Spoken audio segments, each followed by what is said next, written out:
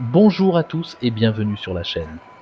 Aujourd'hui, on parle d'une nouvelle qui a secoué tous les passionnés de parcs aquatiques et d'animaux marins. Le célèbre Marineland d'Antibes, un lieu iconique de la Côte d'Azur, va fermer définitivement ses portes. Une décision qui a attristé de nombreuses personnes, notamment Pascal Picot, le directeur du parc, qui a exprimé sa peine en direct sur France Bleu Azur. Mais que va-t-il advenir des animaux et des salariés? Et pourquoi cette fermeture tant redoutée?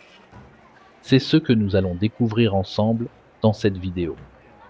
Marineland est un lieu emblématique qui a ouvert ses portes en 1970 à Antibes, dans les Alpes-Maritimes. Pendant des décennies, il a été un endroit privilégié pour les familles, les amoureux des animaux marins et les visiteurs de passage sur la Côte d'Azur. Mais aujourd'hui, la situation a drastiquement changé. Le parc a annoncé sa fermeture officielle le 5 janvier 2024, une date marquée d'une pierre blanche pour tous ceux qui y ont vécu des souvenirs inoubliables. Cette décision a été confirmée par Pascal Picot, le directeur de Marineland, qui a exprimé sa tristesse et son incompréhension face à cette situation sur France Bleu Azur. Mais pourquoi cette fermeture? La raison principale semble être le recul significatif du nombre de visiteurs ces dernières années. En presque 10 ans, Marineland est passé d'1,2 million de visiteurs par an à moins de 500 000. Un chiffre qui témoigne d'une perte importante d'attractivité pour le parc, malgré les efforts pour maintenir des spectacles et des attractions uniques. Plusieurs facteurs peuvent expliquer cette chute de fréquentation. La concurrence accrue d'autres parcs aquatiques, les préoccupations croissantes concernant le bien-être animal, mais aussi une situation économique et sociale difficile pour le secteur du tourisme. Mais ce n'est pas tout, Marineland ne ferme pas seulement ses portes, il faut également gérer le sort des animaux. Le parc abrite plus de 150 animaux marins, dont des orques, des dauphins, des lions de mer, sans compter les milliers de poissons et coraux des aquariums. Ce sont plus de 4000 animaux au total.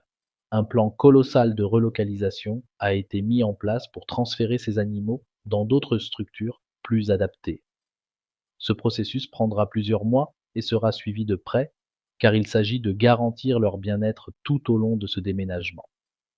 Et que dire des 103 salariés du parc? C'est une autre grande préoccupation.